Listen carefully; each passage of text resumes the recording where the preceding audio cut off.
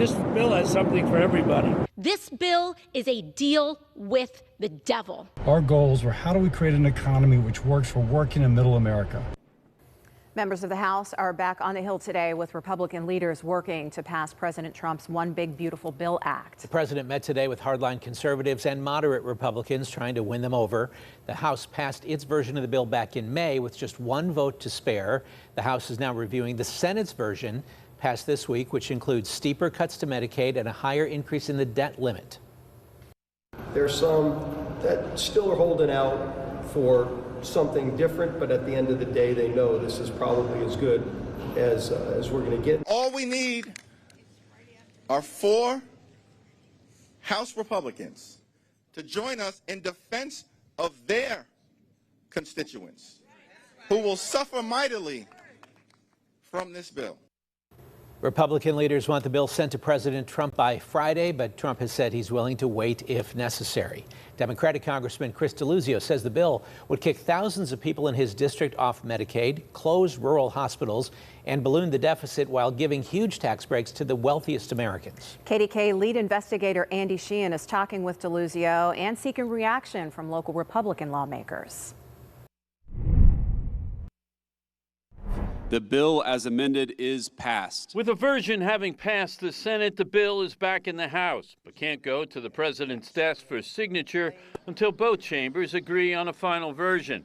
Yesterday, Pennsylvania senators voted along party lines.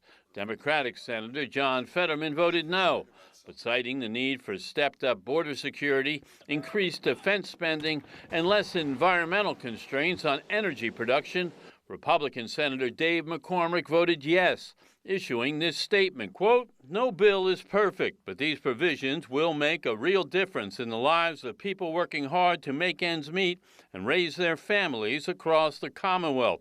I also believe the historic investments in the border, law enforcement, and defense will benefit all Pennsylvanians in the coming years, as will important provisions that will unleash Pennsylvania energy." But Democratic Congressman Chris Deluzio vowed to fight it. I'm going to vote against this terrible Republican bill that will take away health care from millions of Americans, jacking up the debt in the order of trillions of dollars, all to pay for tax giveaways for some of the richest, most powerful people and corporations in the history of planet Earth.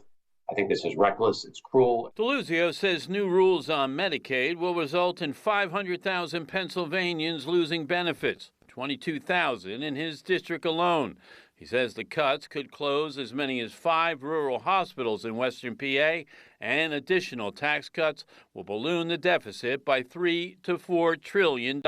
That's something that my kids and generations to come will all be stuck paying for, again, to help finance really reckless tax cuts to the top. But supporters like Republican Congressman Mike Kelly argue that sparking new economic growth will offset those predicted deficits and that working class people will benefit from provisions like no taxes on tips and overtime. Quote, "This legislation will strengthen working families and small businesses in Pennsylvania and across the United States." But despite the objections of Democrats like Deluzio, the bill is in Republican hands. They are the majority in both chambers and must come to an agreement about what parts get cut and what parts stay in. Reporting on the North Shore, Andy Sheehan, KDKA-TV News.